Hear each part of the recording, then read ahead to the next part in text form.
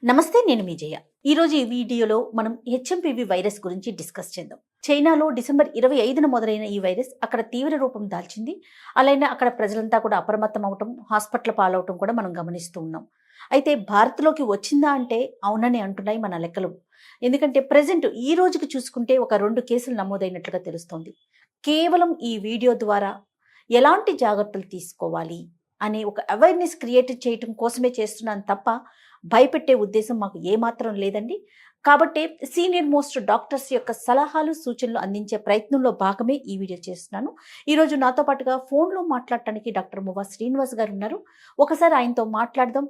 ఈ HMPV virus అంటే ఏంటి, ఇది ఎవరిని ఎక్కువగా బాధిస్తుంది, మనం ఎలాంటి జాగ్రత్తలు తీసుకోవాలి, ఎలాంటి ఆహార నియమాలు పాటించాలి, ఇవన్నీ కూడా డాక్టర్ని అడిగి తెలుసుకుందాం.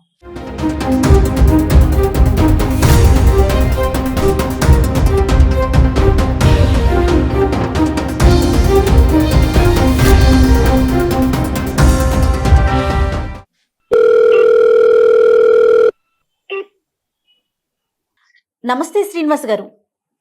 నమస్కారం జయ గారు. శ్రీనివాస్ గారు, హెచ్ఎంపివి వైరస్ గురించి మీరు పర్సనల్గా ఒక వీడియో చేసి పెట్టారు.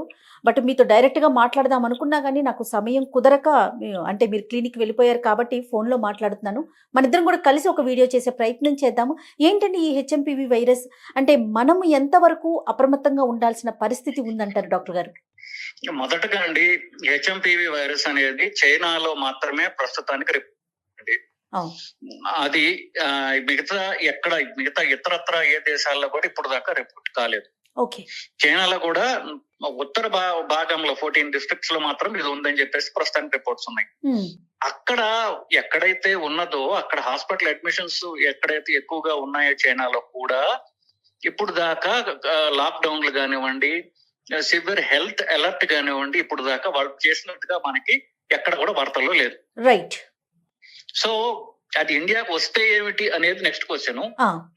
అసలు ముందది సీరియస్ ప్రాబ్లం అవునా కాదా అనేది ఫస్ట్ క్వశ్చన్. రైట్. సో ఇప్పుడు దాకా మనకున్న దాన్ని బట్టి అది ఫాస్ట్ గా స్ప్రెడ్ అయ్యే కామన్ కోల్డ్ లాంటిది తప్ప సీరియస్ ప్రాబ్లం ఉన్నట్టుగా మనకి ఇప్పుడు దాకా రిపోర్ట్స్ లేవండి. అది కూడా 14 ఏళ్ల కంటే తక్కువ ఉన్నటువంటి పిల్లల్లో ఎక్కువగా రిపోర్ట్ అవుతోంది ఇది. సో పెద్దవాళ్లలో ఎక్కువగా రిపోర్ట్ కావడం లేదు ఇది. సో ఇది ఊపిరితిత్తులకి స్ప్రెడ్ అవుతుంది. అంటే మామూలుగా కామన్ కోల్డ్ లాగా గొంతులో మొదలకి సర్ది, దగ్గు, జ్వరం లాగా వచ్చి కొంతమందికి ఊపిరితిత్తులు ఎఫెక్ట్ అయ్యి న్యూమోనియా అంటాం. అది అలా తెలిసింది. ఎలాంటి పిల్లల్లో వస్తే కనుక ఎలాంటి, అంటే ఆరోగ్య పరిస్థితులు ఎలాంటి పిల్లల్లో ఎక్కువగా ఇది వచ్చే అవకాశం ఉందంటారండి? జనరల్ గా పిల్లల్లో ఈ రోగ నిరోధక శక్తి, ఇమ్యూనిటీ ఏదైతే ఉంటుందో కొద్దిగా వీక్ గా ఉంటుంది కాబట్టి తక్కువ వయసు పిల్లల్లో 10 కంటే తక్కువ వయసు ఉన్న వాళ్ళు, ఎక్కువగా 14 కంటే తక్కువ వాళ్ళు రిపోర్ట్ అయినప్పటికీ చిన్న పిల్లల్లో మిగతా ఏమైనా ప్రాబ్లమ్స్ ఉంటే తప్ప ఇది రిపోర్ట్ చేసినట్టుగా మనకి అంటే నార్మల్ హెల్తీ చిల్డ్రన్ లో ఎక్కువ కనపట్లేదండి. ఆల్రెడీ ఏ కారణాల వల్ల అయినా ఇమ్యూనిటీ వీక్ గా ఉన్న వాళ్ళలో ఎక్కువగా కనిపిస్తోంది. రెండోది అసలు అంటే మామూలు చిన్న సర్దీలు రాగటం, దగ్గు ఇట్లాంటివి చలికాలంలో పిల్లల్లో చాలా చాలా కామన్ గా కనిపిస్తాయి. సో దాని మామూలు రొటీన్ గా వచ్చే ఇన్ఫ్లుయెన్సా అంటే దానికి ఎంతో క్లోజ్ గా ఉన్నటువంటిగా ఈ వైరస్ తప్ప సీరియస్ ప్రాబ్లమ్స్ కాజ్ చేస్తున్నట్టుగా ఇప్పుడు దాకా డెత్ ఇప్పుడు దాకా రిపోర్ట్ కాలేదండి. సో దీన్ని అనవసరంగా మనం మన పాత ఎక్స్పీరియన్స్ దృష్టిలో పెట్టుకుని ఎక్కువగా భయపడుతున్నాం తప్ప ఇప్పుడు దాకా దీన్ని సీరియస్ ప్రాబ్లమ్స్ ఉన్నట్టు రిపోర్ట్స్ లేవండి. మీరు చెప్పినట్లు డాక్టర్ గారు 100% ట్రూ అండి. పాత ఎక్స్పీరియన్స్ అనేది ఒక్కసారి ప్రతి ఒక్కరు ఉలిక్కి పడాల్సిన పరిస్థితి కనిపిస్తా ఉందండి. మళ్ళీ ఒక వైరస్ వస్తోందనగానే ఏం చేస్తుందో, ఎలాంటి ప్రభావం చూపిస్తుందో, మన పరిస్థితి ఏమైపోతుందో, ఆర్థిక వ్యవస్థ ఏమవుతుందో, ఆరోగ్య సమస్యలు ఎలా విజృంభిస్తాయో, ఇలా రకరకాల ప్రశ్నలు ఉత్పన్నమవటం, తర్వాత ఎవరు పడితే వారు మాట్లాడటం, వాళ్ళకు తోచిన సమాచారాన్ని అందించటం కూడా కొంత భయాన్ని కలిగిస్తోందేమో అని అనిపిస్తోంది నాకైతే పర్సనల్ గా. అంటే కనీసం ఈ గూగుల్లో అయినా సరే హెచ్ఎంపీ వైరస్ అంటే చైనాలో పరిస్థితి ఏంటి కూడా తెలియకుండా ఆల్రెడీ లాక్డౌన్ వస్తుందేమో అన్నటువంటి ఇప్పుడు హాఫ్ నాలెడ్జబుల్ పీపుల్ దీని గురించి పూర్తిగా చదవకుండా వీడియోలు చేసి ప్రజల్ని అనవసరమైనటువంటి భయాందోళన గురించి చేస్తున్నారండి. ఇది నిజంగా అంటారంటే ఇర్రెస్పాన్సిబుల్ బిహేవియర్ అని చెప్పాలి. కనీసం గూగుల్ అని చదవండి. ప్రస్తుత జబ్బు ఎలా ఉంది, దాని స్ప్రెడ్ ఎలా ఉంది, దాని రోగ లక్షణాలు ఏమిటి కూడా తెలియకుండా ఉమ్, ఆల్రెడీ లాక్డౌన్ పెట్టేయచ్చు అన్నటువంటి వైఖరి చేసి ప్రజల్ని అనవసరంగా తప్పుదో అనటం ఇది మనం చూస్తున్నాం. ఇది నిజంగా ఇర్రెస్పాన్సిబుల్ బిహేవియర్ అండి. రైట్. అయితే మనకి ఫెస్టివల్ సీజన్ మొదలవుతోంది.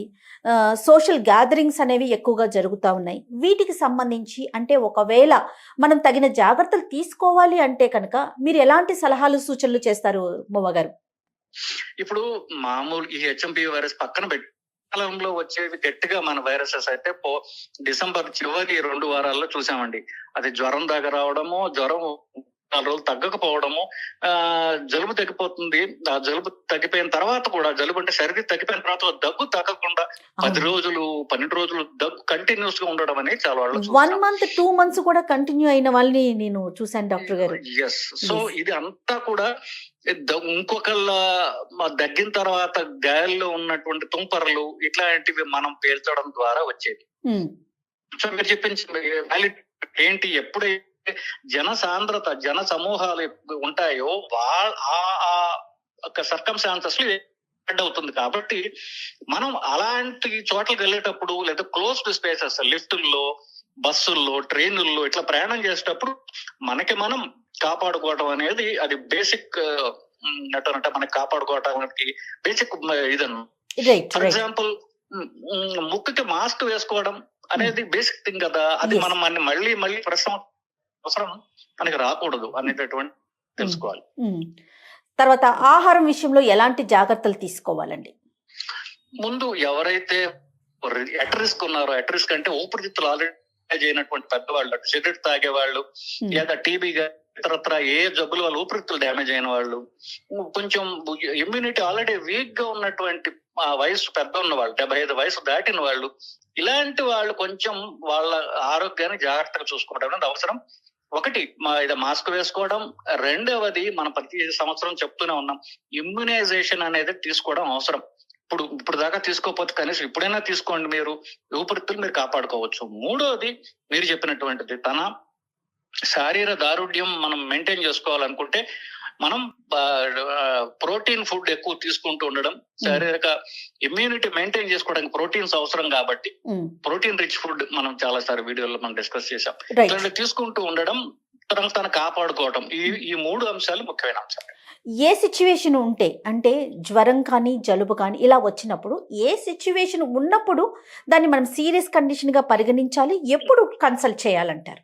ఇది చాలా ముఖ్యమైన ప్రశ్న అండి. మామూలు జలుబు సర్దితో మొదలయ్యి 2-3 రోజుల దాకా చూడండి. జ్వరం ఉన్నా సరే మామూలు డోలో పారాసెటమాల్ వేసుకుంటూ 2-3 రోజులు చూడండి. 3 రోజుల తర్వాత 4వ రోజు కూడా జ్వరము కంటిన్యూ అవుతుందంటే అప్పుడు మీరు డాక్టర్ సంప్రదించాల్సినటువంటి అవసరం. సో జ్వరం సర్ది రాగానే డాక్టర్ దగ్గర పరిగెత్తాల్సిన అవసరం లేదు. 2-3 రోజులు చూడండి. 4వ రోజు కూడా జ్వరం దగ్గు, జ్వరము, సర్ది కంటిన్యూ అవుతుంటే అప్పుడు డాక్టర్ సంప్రదించి ట్రీట్మెంట్ తీసుకోవడం అనేది అవసరం. రైట్. మీరు ఏదైనా నాకు సమయం ఇస్తే కనుక రేపో ఎల్లుండు 2-3 రోజుల్లో డైరెక్ట్ మీతో మాట్లాడి ఇన్ఫర్మేషన్ అంతా ప్రజలకు అందించే ప్రయత్నం చేద్దామండి. తప్పకుండా చేయగారు. రైట్ డాక్టర్ గారు. నమస్తే శ్రీనివాస్ గారు. నమస్తే. ఇదండి శ్రీనివాస్ గారు చెప్పింది. జాగ్రత్తగా ఉండాల్సిన అవసరం అయితే ఉంది. అయితే ఏదైతే మనం మాస్క్ కానీ సోషల్ డిస్టెన్స్ కానీ వదిలేసామో ఇవన్నీ కూడా మళ్ళీ పునరావృతం చేసుకోవాలి. అంటే వన్స్ వచ్చింది వెళ్ళిపోయింది అన్నట్లుగా కాకుండా ఇవి శాశ్వతంగా మన లైఫ్ స్టైల్లో ఒక భాగం చేసుకోవాలి. తగిన జాగ్రత్తలు తీసుకోవాలి. మంచి ఆహారం తీసుకోవాలి. ఎప్పుడైతే సీరియస్గా అనిపిస్తోందో వెంటనే డాక్టర్ని కూడా కన్సల్ట్ చేయండి. ఇక ఈ వీడియో కనుక మీకు నచ్చినట్లయితే లైక్ చేయండి, షేర్ చేయండి.